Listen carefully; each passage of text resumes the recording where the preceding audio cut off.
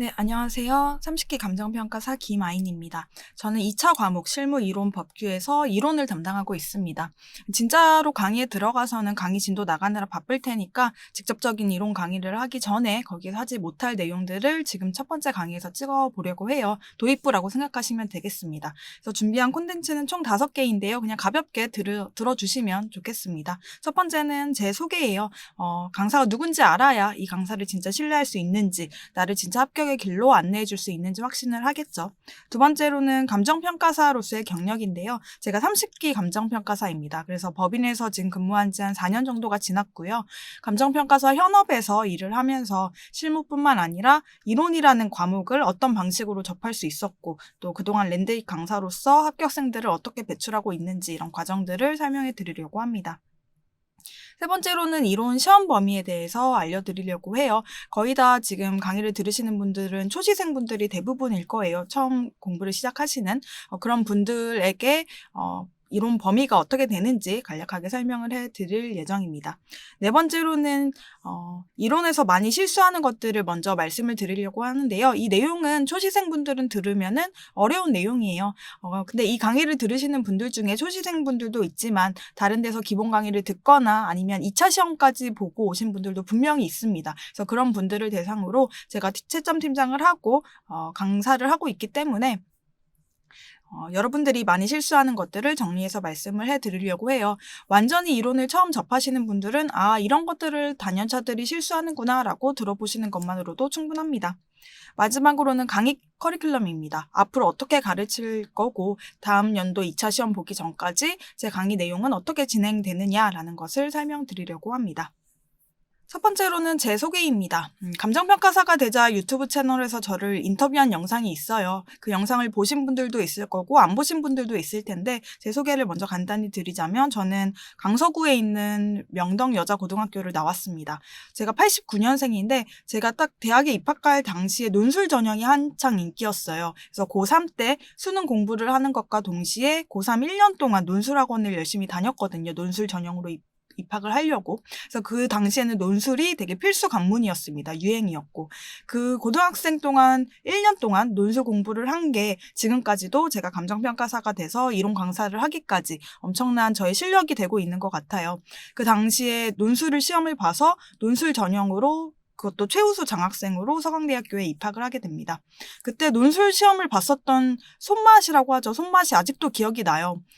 그때 시험 문제가 경제 현상에 대해서 원고지 20장을 채우는 시험이었습니다. 20장을 채우는 건데 원고지 맨 마지막 줄, 맨 마지막 칸에 이렇게 글을 다 쓰고 마침표를 딱 찍으니까 띵동땡 이렇게 종이 울리면서 답안지를 제출을 했어요. 분량도 딱 맞고 시간도 딱 맞게 느낌이 너무 좋은 거죠. 글을 썼는데. 그래서 알고 보니까 또 최우수 장학생을 해가지고 대학생도 2년 동안 장학금을 받고 다닐 수가 있었습니다. 돌이켜보면은 고등학생 때부터 글을 잘 썼던 것 같아요. 사생대회도 꼭 논술 시험에 있으면 상을 받았고요. 라떼는 하면서 이렇게 얘기를 하게 되는 것 같네요. 글 못 쓰는 사람이 가르치면 안 되잖아요. 글도 잘 써본 사람이 잘 가르칠 수 있다. 이런 생각을 가지고 가르칠 테니까 여러분들도 잘 따라오셨으면 좋겠습니다. 또 여러분들이 그런 질문을 많이 하세요. 글을 꼭 잘 써야만 이론을 잘하냐? 이런 질문을 꼭 하시는데 대답을 드리면 당연히 잘 쓰면 좋습니다. 내가 중고등학생 때 글빨로 좀 상 좀 받아봤다 하면은 당연히 유리한 측면이 있습니다. 근데 반대로 그렇다고 나는 이과인데 무조건 불리하냐? 문과가 이과보다 무조건 유리하냐? 그거는 또 아닙니다. 공대 나오신 분들도 글 잘 쓰시는 분 있고요. 문과, 철학과 나와도 글 못 쓰시는 분 많습니다. 전공보다는 얼마나 좋은 글을 많이 써보고 좋은 글을 따라 써봤고 또 내 글을 직접 써보면서 첨삭을 통해 업그레이드를 많이 해갔냐가 중요한 것 같습니다. 그래서 지금 고등학생 때나 대학생 때 글을 많이 안 써보셔도 상관없고요. 제가 어떻게 글을 쓰는지 이제 배우면서 알려드릴 테니까 걱정 안 하셔도 좋겠습니다. 두 번째로는 대학교를 졸업하자마자 삼성 엔지니어링이라는 회사를 들어갔어요.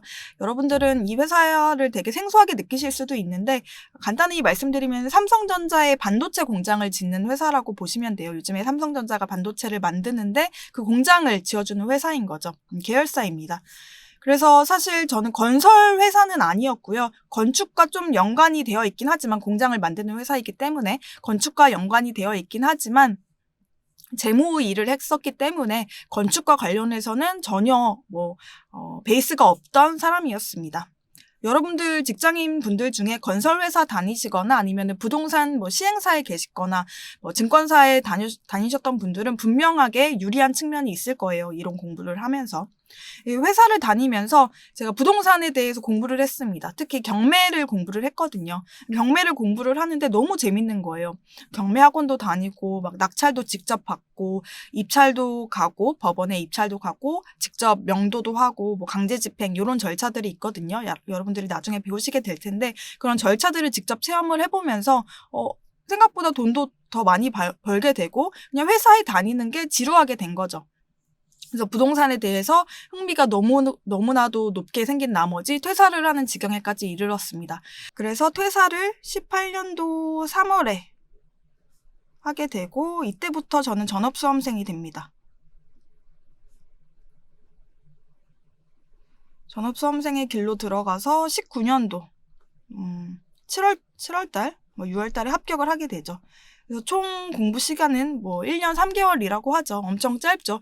생동차라고 해서 요즘에는 그래도 동차분들이 많이 생기셨는데 제가 공부할 때만 해도 생동차가 되게 없었어요. 그래서 유튜브도 찍고 되게 많은 관심을 받았는데 질문을 되게 많이 받았습니다. 평가사님처럼 빨리 합격을 하려면 어떻게 공부를 해야 돼요? 선생님은 누구 들어야 되고 교재는 어떤 걸 해야 되고 어떻게 공부해야 되나요? 이런 질문을 엄청 많이 받았거든요. 그래서 그런 많은 질문을 받으면서 사람들의 고민은 되게 비슷하고 빨리 동차로 합격하고 싶은 마음도 다 똑같구나라는 걸 느끼게 됐어요. 이런 분은 없습니다. 공부 시작하면서 저는 5년 동안 공부하려고 해요. 10년 동안 공부하려고 합니다. 이런 사람 없습니다. 다 동차나 길게는 2년차, 3년차를 목표로 공부를 시작하게 됩니다. 또 그게 저는 맞는 자세 같고요. 빨리 합격한 사람이니까 이론이라는 과목에서 효율적으로 여러분들을 빨리 합격의 길로 인도해 줄 수 있느냐가 저는 정말 중요하다고 생각을 하거든요. 또 랜드잇을 들으시는 분들 중에는 직장인 분들도 정말 많으세요. 최종호 평가사님이 직장 다니면서 공부를 했기 때문에 또 퇴사를 안 하시면 공부랑 직장 생활을 병행을 하게 되실 텐데 이런 직장에서의 경험을 또 무시할 수는 없습니다. 보고서도 많이 써보셨을 거고 또 직장 상사나 동기나 후배들한테 내 의견을 직접 전달해보는 그런 게 많았을 거잖아요. 직장인 분들은. 그런 경험들이 여러분들이 이론 공부를 하는데 좋은 자양분이 될 수가 있습니다. 그래서 그런 긍정적인 면도 직장인 분들한테 있다는 것을 기억을 해주세요. 자신감을 가지고.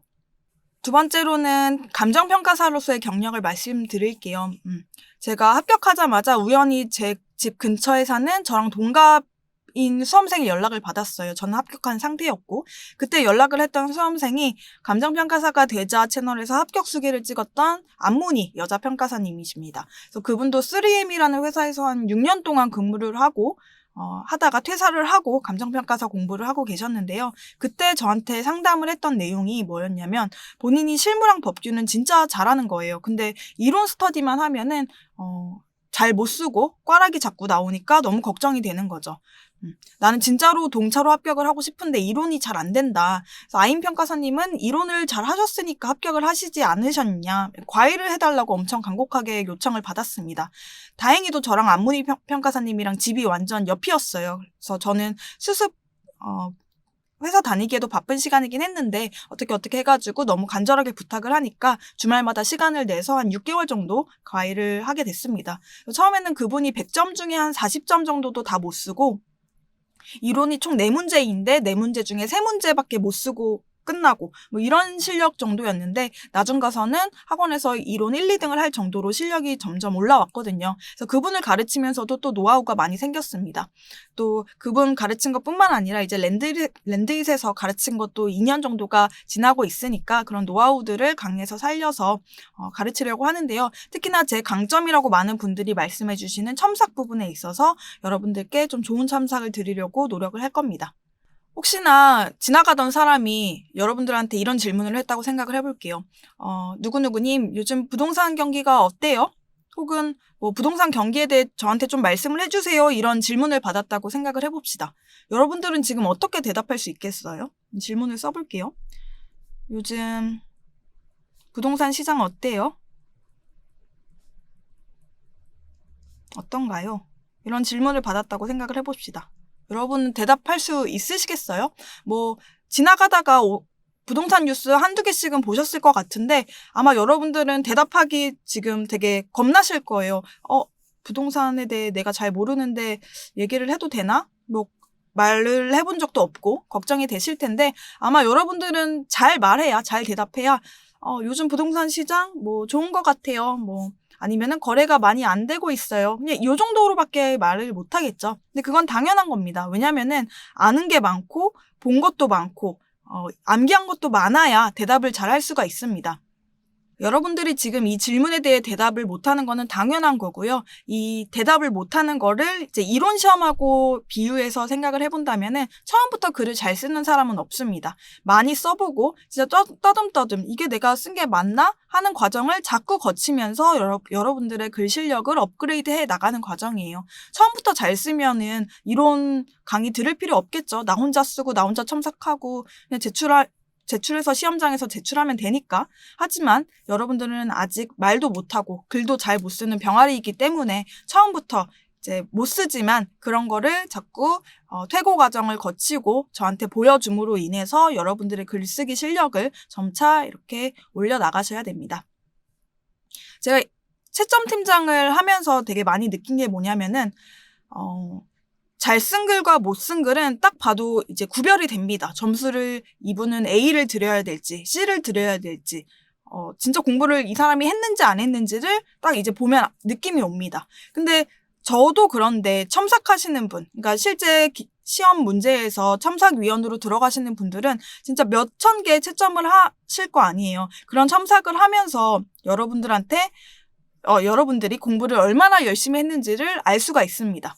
근데 제가 채점 팀장을 하면서 이렇게 몇십 개 채점을 하면은 채점지마다 제가 거기에다가 막 글을 열심히 첨삭을 해주는 데는 한계가 있었어요. 그러다 보니까 제가 채점 팀장이 아니라 이 첨삭하는 그런 것들을 강의로 좀 잘 녹아내면은 이 사람 글쓰기 수준이 훨씬 더 올라가지 않을까 이런 생각을 했거든요. 그래서 대량 첨삭은 말 그대로 첨삭이 아니라 채점이 되어버리니까 그게 너무 아쉬웠습니다. 그래서 답안지를 제가 직접 강사로서 제가 가르치고 여러분들이 이 답안지 실력이 올라가는 거를 눈으로 보니까 저는 그게 더 뿌듯하더라고요. 그래서 좋은 기회가 돼가지고 안영찬 평가사님과 같이 랜드잇에서 이론을 가르치게 됐고 저희 이런 노하우들, 글 쓰는 노하우나 채점하는 노하우들을 강의에 녹아내면 여러분들도 빨리 합격할 수 있게 제가 인도해 줄 수 있을 거라고 생각을 합니다. 그래서 다음으로 여러분들이 많이 질문하시는 게 이론이 뭐냐, 이론 과목이 뭐냐 이런 질문을 많이 할 수 있을 것 같아요. 일단 2차 과목이 3개인 건 여러분 다 알고 계시죠? 실무, 이론, 법규. 이거는 다들 알고 계실 텐데 다들 실무는 어렵다고 많이들 말을 하니까 실무부터 해야 되는 거는 다들 아세요. 그래서 열심히 하십니다. 그리고 또 법규. 암기 과목이라고 많이들 들어보셨을 것 같은데 법규는 암기를 못하면 못 쓰고 그러니까 반대로 암기만 하면 잘 되겠지 이런 생각은 가지고 계세요. 이 두 과목에 대해서. 근데 솔직히 이론은 범위가 어디서부터 어딘지도 모르겠고 내가 글을 쓰긴 썼는데 이게 잘 쓴 건지 몇 점짜리 글인지도 잘 모르겠고 부동산에 대해서 어떻게 내가 A4 16쪽을 다 쓰지? 이런 생각만 하게 되면 되게 막막해지거든요. 글 여러분 써봤자 뭐 A4 한 페이지 쓴 게 다였을 텐데 지금 여러분들 부동산에 대해 한 페이지 써라 해도 잘 못 쓰잖아요. 이론 시험 범위를 제가 정리해서 말씀을 드릴게요. 이론 시험 범위는 크게 두 가지로 나눌 수가 있습니다. 총론하고 강론이에요. 크게 두 가지로 나누자면 그래서 총론이라고 하면은 부동산에 대한 전반적인 내용을 생각을 하시면 돼요. 그래서 한번 생각을 해볼게요. 길 가다가 어떤 만난 사람이 평가사님 부동산이 뭐예요? 이런 질문을 하게 되는 거예요. 부동산이 뭐예요?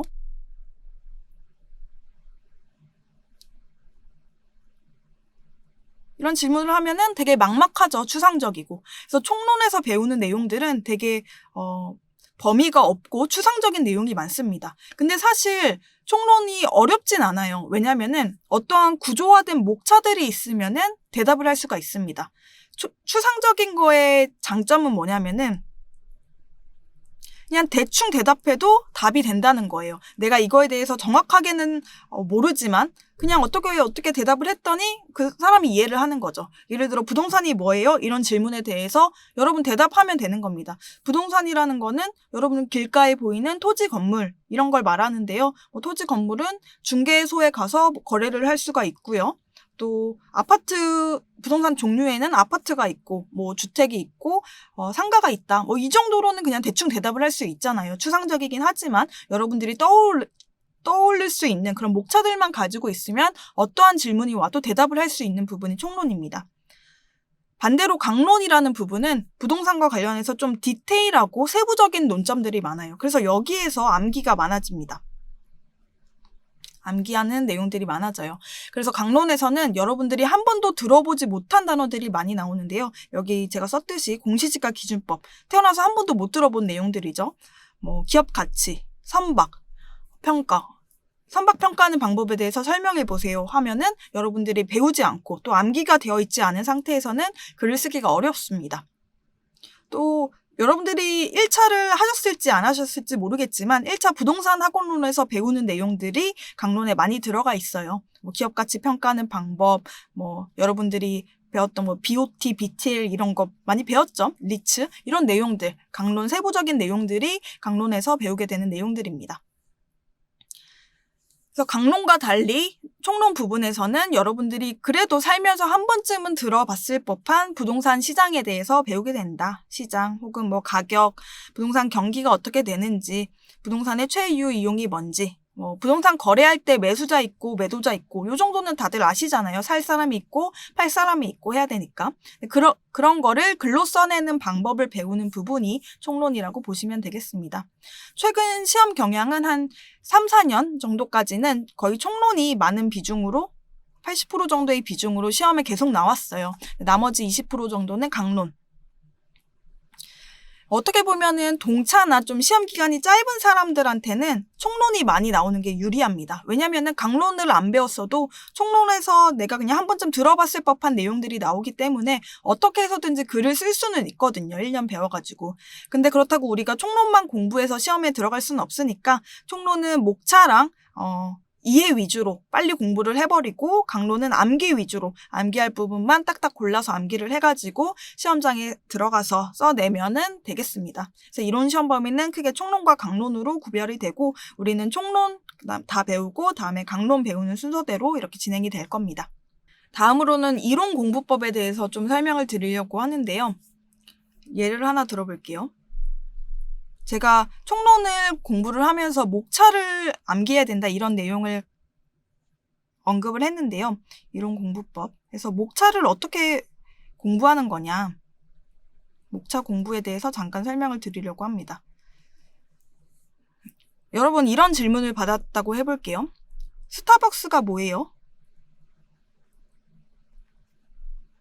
부동산에 대한 내용 말고 여러분들이 지금 알 법한 그런 예시를 들어드리겠습니다. 스타벅스가 뭐예요? 이런 질문을 받으면 여러분 어떻게 대답을 하시겠어요? 스타벅스? 다들 다 아시죠? 스타벅스에서 커피 한 잔씩은 다 마셔보셨을 텐데 A라는 사람은 이렇게 얘기를 했다고 해봅시다. A라는 사람은 스타벅스 제가 잘 알죠. 스타벅스는 커피를 마시러 가는 곳인데요. 제가 마침 어제 제 집 옆에 스타벅스 가서 아이스 아메리카노를 마셨어요. 아를 마셨습니다. 뭐 아는 5,000원 정도 되는데요. 맛이 있습니다. 그리고 주문을 하면은 뭐 한 10분 안에 나오게 되는 것 같아요. 이렇게 얘기를 해봤다고 해봅시다. A라는 평가사는. 근데 B라는 평가사는 이렇게 말을 했어요.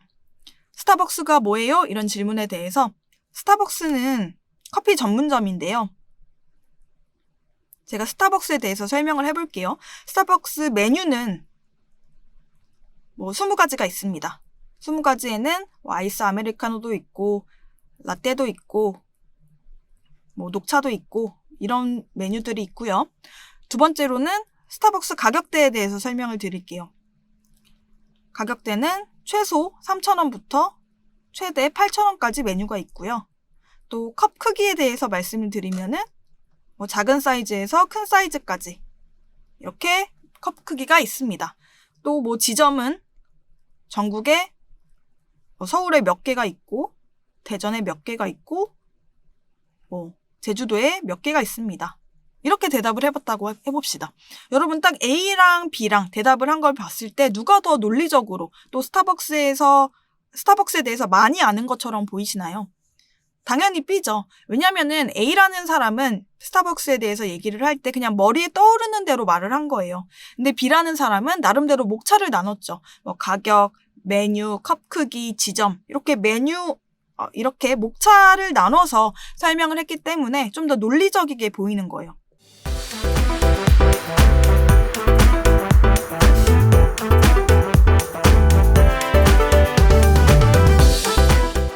더 많이 아는 것 같고 스타벅스에 대해서. 그래서 저희도 이론을 공부할 때에는 이 목차가 있어야 됩니다. 메뉴, 가격대, 컵 크기, 지점 이런 것들을 외워야 되는 거예요. 그래서 내가 부동산에 대해 얘기를 했을 때 부동산에 대해서 떠오르는 걸 그냥 말하는 게 아니에요. 강남의 부동산은 비싼 것 같고요. 상가는 월세를 300만 원 정도 받고요. 이렇게 떠오르는 걸 그냥 말하는 게 아니라 부동산에 대해서 물어보시면은 제가 첫 번째로는 부동산의 기능에 대해서 말씀을 드릴게요. 두 번째로는 부동산의 필요성에 대해서 말씀을 드릴게요. 또 세 번째로는 부동산의 종류에 대해서 말씀을 드릴게요.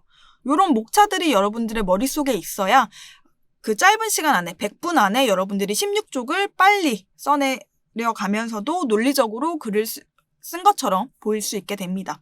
그래서 논리라는 게 여러분 거창한 게 아니라 목차를 이렇게 만듦으로 인해서 내가 내 머릿속에 체계화가 잘 되어 있다라는 것을 보여주는 겁니다.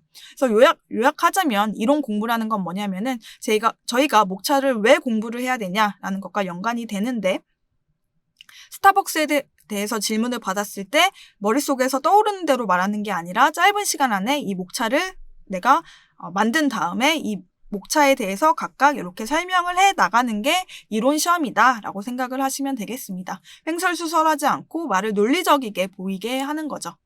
그래서 제가 가르치면서 되게 중요하게 생각하는 거는 이 두 문자예요. 두 문자라고 하면은 앞 글자를 말하는데요.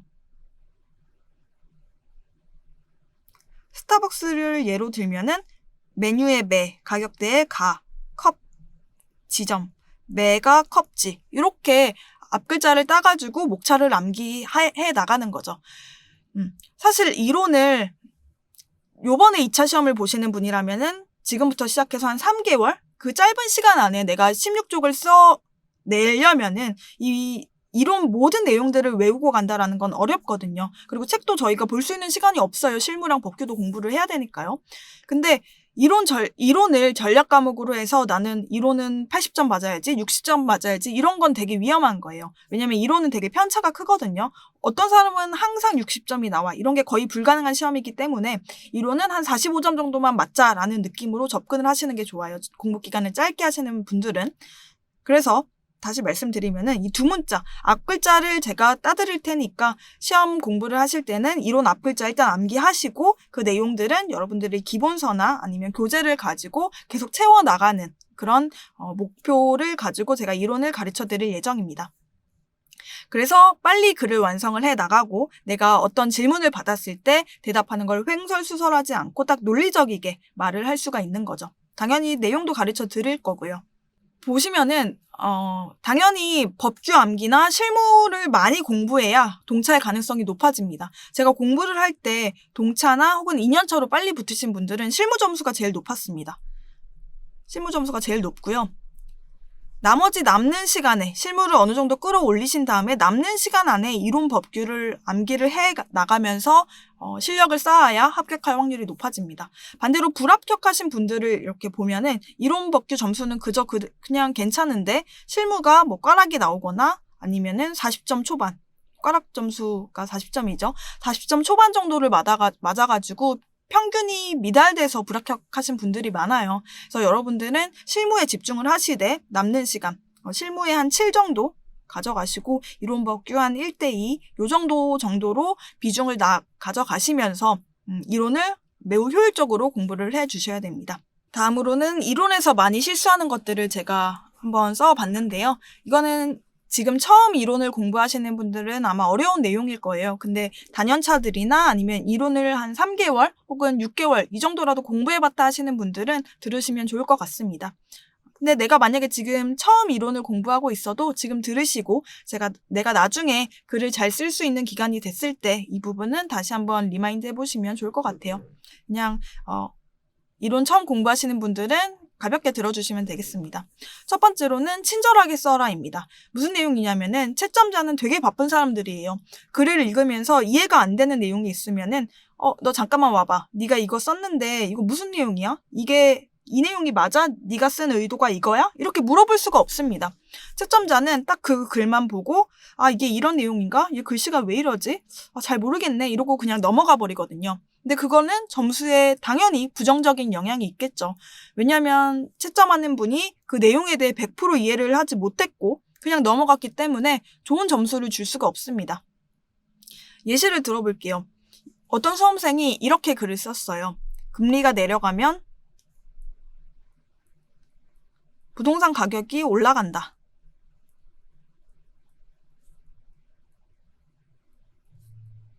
이런 글을 썼다고 해봅시다.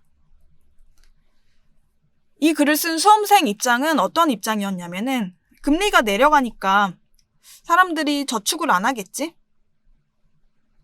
이자가 높게 안 붙으니까 저축을 안 하겠죠? 그러니까 이 돈 가지고 부동산을 사러 갈 거야. 매수하러 갈 거야. 그러면 아무래도 부동산 가격이 오르겠지? 이런 생각을 하면서 이 문장을 썼습니다. 이해가 되죠? 이런 내용으로 썼다는 게. 근데 첨삭하는 사람의 입장으로 이제 바꿔봅시다. 첨삭하는 사람은 이 한 문장을 봤을 때 되게 다양한 생각을 할 수가 있어요. 금리가 내려가면 부동산 가격이 올라간다. 왜 올라가지? 아무런 과정이 없잖아.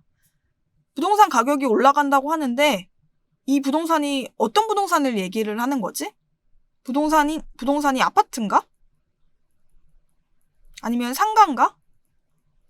공장인가? 어떤 부동산을 얘기하는지 모르겠네. 또 이 부동산 가격이 올라간다고 썼는데 가격이라는 게 진짜 가격을 말하는 건지 아니면 월세, 전세, 임대료를 말하는 건지 헷갈리네. 채점자는 딱 봤을 때 다양한 생각을 할 수가 있습니다. 근데 수험생 입장에서는 그냥 나는 잘 알지, 이해해 주겠지 이러고 쓴 거예요. 근데 아까 말했다시피 채점자는 수험생을 불러서 이게 이런 의도가 맞아? 라고 물어볼 수가 없습니다. 그렇기 때문에 글을 쓸 때 나는 왜 이렇게 생각을 했고 이거는 어떤 부동산이고 이거는 어떤 가격인지 얼마나 올라갔는지 장기인지 단기인지 한 달 만인지 10년 만인지 이런 걸 좀 구체적으로 써라 라는 내용을 말씀드리고 싶었어요. 이런 관점에서 또 글씨도 여러분들 좀 예쁘게 쓰셨으면 좋겠습니다. 첨삭을 하다 보면은 글씨를 못 알아보는 글들이 가끔씩 있습니다. 이게 미음인지 이응인지 히읗인지 이렇게 바쁘니까 대충 쓰는 건 알겠는데 심지어 자기가 쓴 것도 자기가 못 알아보시는 분들도 계셨어요. 근데 자기가 쓴 걸 자기도 못 알아보는데 저는 어떻게 알아보겠어요? 아까 말했다시피 수험생을 불러서 물어볼 수가 없습니다. 그렇기 때문에 여러분들은 친절하게 글을 써주는 수험생이 되라. 읽어보는 입장에서 이거를 이해할 수 있을까라는 입장을 계속 가지면서 글을 써달라는 거를 말씀드리고 싶었습니다. 두 번째로는 의예요. 의. 무조건 의를 100% 암기해야 되나요? 라는 질문을 받는데 그렇지는 않습니다. 의라는 거는 개념하고도 똑같아요. 근데 의는 법에 나오는 의는 되도록이면은 똑같이 암기를 해주시고요. 법상의라고 합니다. 이게 나중에 말씀드릴 테지만 법에 의의들이 있는데요. 그런 것들은 최대한 똑같이 암기를 해주시고요. 법에 나오지 않는 의의들은 여러분들이 누구한테 설명해 줄 수 있는 정도로만 정리를 하시면 됩니다. 내가 지나가는 사람이 나한테 평가사님 재개발이 뭐예요? 이렇게 질문을 받았을 때 재개발에 대한 의의를 암기하고 계신 분이라면은 재개발은 법에 의하면 어떠어떠한 거예요? 이렇게 설명을 해줄 수도 있겠지만 그 재개발 의의에 대해서 외우지 않은 사람은 재개발은 건물 부셔가지고 새로 짓는 거예요. 요 정도는 설명할 수가 있잖아요. 그 정도. 의의를 암기할 건지 아니면은 내가 설명할 걸로 이렇게 설명할 수 있는 정도로 방향을 틀 것인지는 이제 여러분들 공부를 해 나가시면서 점차 판단해 나가시면 되는 부분입니다. 채점을 하다 보면은 암기도 암기지만 의의에 대해서 안 쓰고 넘어가는 답안이 정말 많아요. 근데 이론 공부를 하시면은 의의에 대해서 여러분 써야 할 경우가 매우 많습니다. 예시를 하나 들어볼게요. 여기 썼듯이 한옥에 대한 감정평가 방법을 쓰시오라는 이론시험 문제가 10점 분량으로 나왔다고 해봅시다. 한옥 감정평가 방법. 여러분 지금 아직 잘 모르시죠? 제가 스터디를 총 공부를 했을 때 6명하고 했었는데 그중에 5명이 같이 붙었습니다. 근데 그 당시 스터디 문제에 한옥 감정평가 방법을 쓰시오라는 질문에 대해서 한옥에 대한 의의를 쓴 사람은 저밖에 없었어요. 왜냐면은 사실 한옥에 대한 의의 배운 적이 없었거든요. 이론 공부할 때 한옥에 대한 의의 전혀 나오지 않습니다. 외운 사람 없어요.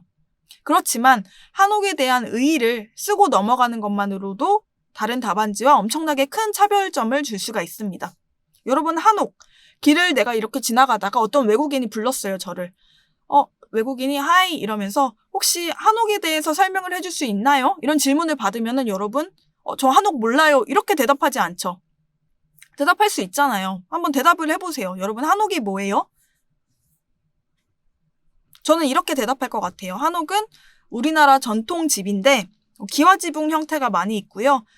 특히나 북촌, 서촌, 전주 그런 곳들에 한옥 마을이 많이 있어요. 이 정도 여러분 다 대답할 수 있지 않으신가요? 제가 너무 거창한 말 한 거 아니죠? 이런 내용들을 여러분 이론 답안지에 써 내려가는 겁니다. 내가 네이버 국어사전을 찾거나 백과사전을 찾거나 그런 압박을 가질 필요는 전혀 없습니다. 내가 암기 못했으니까 못 써. 이런 내용으로 쓰지 마시고 이런 내용으로 안 쓰지 마시고 꼭 어떤 개념에 대한 질문이 나오면은 개념에 대한 의의를 먼저 여러분들이 설명하고 가라라는 거를 말씀드리고 싶었습니다. 내가 말할 수 있는 정도로만, 외국인한테 설명할 수 있는 정도로만 써내시면은 점수를 드립니다. 세 번째, 물어보는 것에만 대답을 하자라는 겁니다. 이거는 단연차 분들이 많이 하는 실수예요. 예시를 하나 들어볼게요. 출제 강력한 문제가 커피에 대한 논점이었습니다. 커피에 대한 시험 문제가 분명히 나온대요. 그래서 여러분들이 내일 시험 보면은 커피에 대한 문제가 나올 거니까 오늘 커피에 대해서 엄청나게 열심히 공부를 했습니다. 커피의 역사, 커피의 출처, 어원, 커피의 가격. 엄청나게 열심히 커피에 대해서 공부를 했습니다. 그래서 내일 딱 시험장에 들어갔는데 실제 시험 문제가 디저트의 역사에 대해서 써라. 이런 시험 문제가 나왔다고 해봅시다. 그러면은 이제 그 단연차 학생은 너무 신이 나는 거예요. 왜냐면은 내가 어제까지 커피의 역사에 대해서 엄청나게 열심히 공부를 했잖아요. 그래서 이제 생각도 없이 쓰는 겁니다. 커피의 역사는 1800년대부터 시작을 해가지고 지금까지 이어져 오고 커피의 가격은 100g당 얼마 1000원인데 커피의 역사에 대해서 어찌저찌 100점을 다 채우고 시험장을 딱 나왔습니다. 나 수석이다.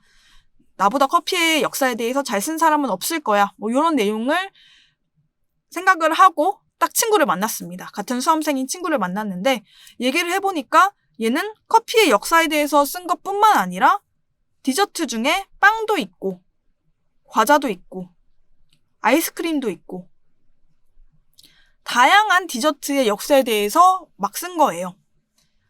이제 아차 생각이 드는 거죠. 왜냐면은 나는 디저트라고 생각을 했을 때 커피밖에 안 떠올랐는데 왜냐면 내가 너무 커피에 대해서 열심히 공부를 한 나머지 커피의 역사에 대해서만 100점을 채운 거예요.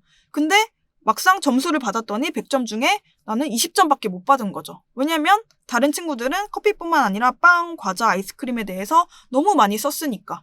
이런 현상들이 단연차들한테 되게 많이 나타납니다. 그래서 제가 드리고 싶은 말은 진짜 이 문제에서 물어보는 게 뭔지를 보고 다양하게 넓은 범위에서 내가 훑으면서 설명을 해줘야지 내가 아는 것에만 꽂혀가지고 그거에 대해서 100점짜리를 쓴다라고 해도 점수를 잘 받는 게 아니다라는 것을 말씀을 드리고 싶었습니다. 질문을 읽는 게 제일 중요하죠. 잘 읽는 게. 내가 아는 게 문제로 나오면 좋겠지만 모르는 내용까지 나올 수 있는 게 이론 시험이기 때문에 내가 모르는 질문을 받았을 때도 아는 것처럼 설명을 해야 되고요. 내가 아는 게 나와도 너무 흥분하지 말고 그냥 물어보는 것에 한해서 대답을 하는 사람이 되어야 된다라는 내용입니다. 마지막으로는 서, 본, 결론 쓰기입니다. 많은 수험생분들이 서론 그리고 결론 쓰는 것을 되게 많이 어려워하세요. 일단 이론이라는 과목은 논술 과목입니다. 논술이라는 거는 글을 한 편을 완성을 해야 되는 시험인데요. 서랑, 본론, 결론 이 세 가지 파트 중에 사실 본론은 많은 분들이 되게 잘 쓰고 쉬워하십니다. 근데 반대로 서론 쓰기, 결론 쓰기는 엄청 어려워하세요. 서론은 인사말이라고 생각하시면 되고요. 결론은 마지막 인사라고 생각하시면 됩니다. 어렵게 생각하지 마시고요. 제가 예시를 하나 들어드릴게요. 여러분들이 딱 감정평가사가 됐습니다. 그래서 감정평가사가 돼가지고 내가 다니던 대학교에서 초청을 받았어요.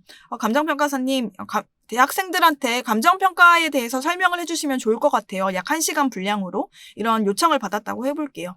그래서 신나가지고 대학교에 딱 도착을 해가지고 강단에 올라섰습니다. 안녕하세요. 저 누군데요. 감정평가에 대해서 제가 1시간 동안 얘기를 해드리겠습니다. 바로 이렇게 설명을 해버리면은 사실 대학생들이 당황할 거예요. 쟤 누군데 감정평가에 대해서 말을 하지? 감정평가 나 들어본 적도 없는데 바로 그냥 강의를 시작을 해버리네? 이렇게 생각을 할 거 아니에요? 그런 게 아니라 이제 인사말을 해줘야 되는 거죠.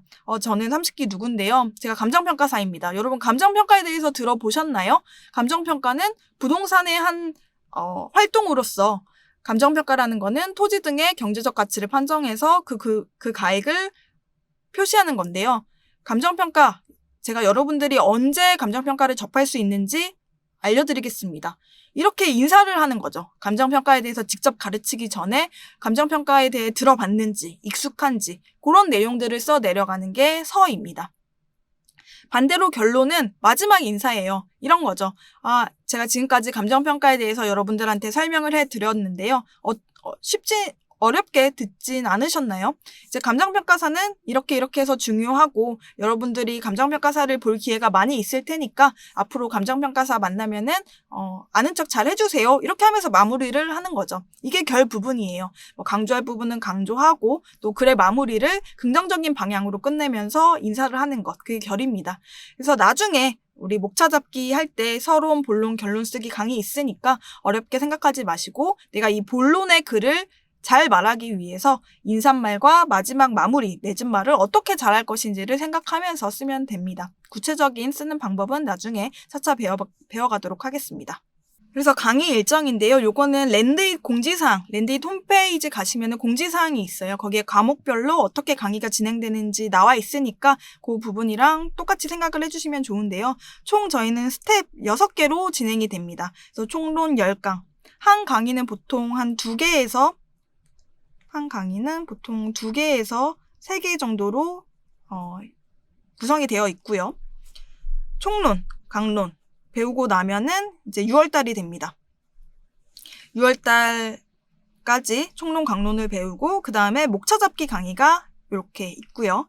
그 다음에 문제풀이 강의가 있습니다. 그래서 문제풀이 강의를 7월달부터 진행하다가 중간에 여러분들은 2차 시험을 보러 가시게 되는 거예요. 그래서 요번에 1차를 합격을 하셨고 2차를 한 3개월 정도, 3개월 반 정도 공부하시고 가시는 분들은 제가 어떻게 계획을 잡았냐면 강의 목표입니다.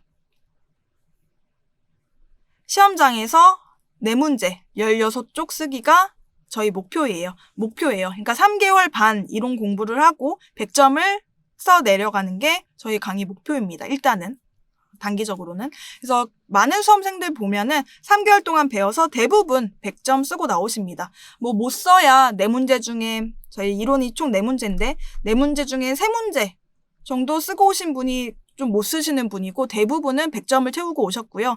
제가 최근에 한 3일 전에 통화를 하신 분은 3개월 반 공부를 해가지고 이론 시험 40점을 넘은 분도 봤습니다.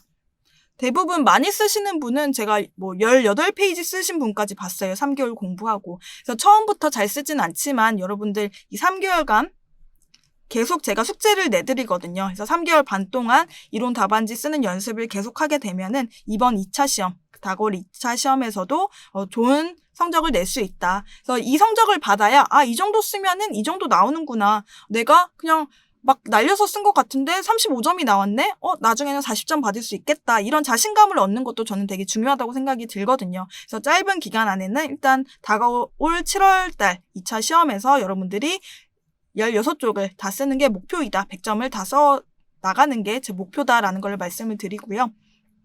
또 제 강의의 특징이 각 강의마다 제가 숙제를 내드립니다. 그래서 숙제는 네이버 카페, 네이버 랜드이 카페에다가 제출을 해주시면 됩니다. 여러분들이 쓴 답안지를 이렇게 카메라로 촬영을 하신 다음에 PDF로 변환해 주셔서 올리시면 됩니다. 그래서 카페 가시면은 다른 사람들이 쓴 답안지도 볼 수 있어요. 그래서 나도 못 썼는데 얘도 못 썼네 이러면서 위안을 받기도 하고, 또 제가 가끔가다 좋은 답안지 보여드리면은 이 사람은 이거에 대해서 이렇게 썼구나 하면서 배우시는 게 또 많을 겁니다. 그래서 일주일에 한두 번씩 첨삭을 받으시면서 이 정도로 하면은 실제 시험장에서 16쪽 쓸 수 있겠다. 내가 고칠 부분은 이거고 내가 암기가 되어 있지 않은 부분은 이건 암기를 해야겠다라는 거를 계속 체크해 가면서 실제 시험장 들어가기 전까지 계속 피드백을 해드릴 겁니다. 그 다음 2차 시험을 보고 나서는 계속 진행이 되는 게 문제풀이 마무리하고요. 기출 분석 강의가 있습니다. 그래서 우리 과거에 최근 한 10년 정도의 기출을 분석을 해 나가시면서 같이 목차를 잡고, 또 이때도 계속 숙제가 있으니까 여러분들이 잘 따라오시면 될 것 같고요. 기출 분석 강의가 있는 다음에는 부동산 이슈 강의라고 해가지고 최근에 부동산 이슈가 되고 있는 내용들, 또 요번 연도 말 가면은 새로운 이슈가 생길 거 아니에요. 계속해서 그런 내용들이 또 이론 시험에 나올 수 있기 때문에 그런 부분들을 알려드리도록 하겠습니다. 특히나 생동차로 공부하시는 분들은 아마 이때 2차 시험을 못 들어가시고 계속 그냥 따라오시다가 한 9월달이나 10월달부터 1차 공부를 들어가시게 될 거예요. 근데 그런 경우에는 아마 9월달부터 하는 이론 강의는 좀 놓치실 부분이 많을 것 같습니다. 근데 2차를 따라오는 것보다 제일 중요한 건 1차를 합격하는 거기 때문에 자기의 전공이나 아니면 공부해왔던 걸 봐가지고 이거를 내가 8월 달부터 이론을 그냥 놔버릴 건지, 아니면은 계속 따라오다가 한 11월 달부터 이론을 안 할 건지, 그거는 그때 가서 결정을 하시면 좋겠습니다. 대부분은 제가 해왔던 걸 보면 한 9월 달 정도부터 이론 법규는 좀 줄이고 실무는 조금씩 가져가시되 1차 비중을 늘려가는 거를 선택을 하시더라고요. 그래서 9월달부터는 경제회계부터 시작을 하시면서 공부를 하시고, 또 1차를 이미 합격하신 분들은 그냥 이 커리큘럼대로 그냥 그대로 따라오시면 된다라는 거를 말씀을 드릴게요.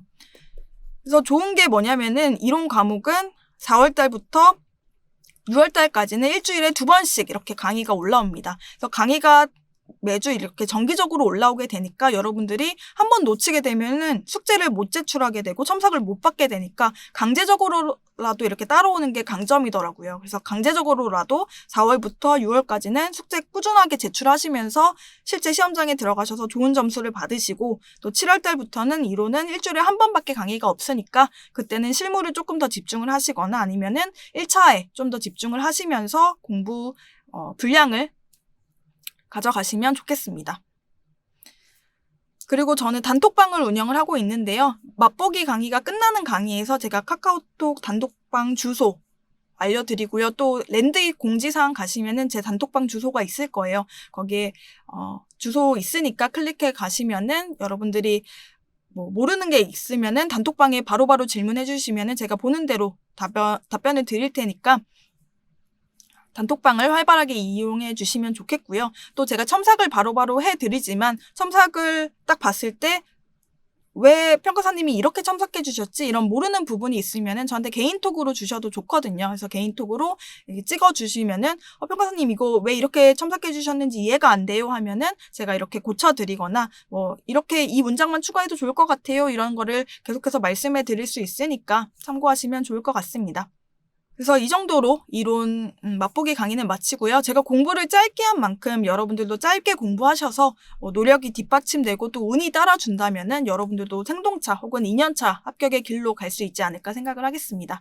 그럼 다음 강의부터는 이론의 좀 구체적인 목차부터 가르쳐 보도록 할게요. 다음 시간에 뵙겠습니다.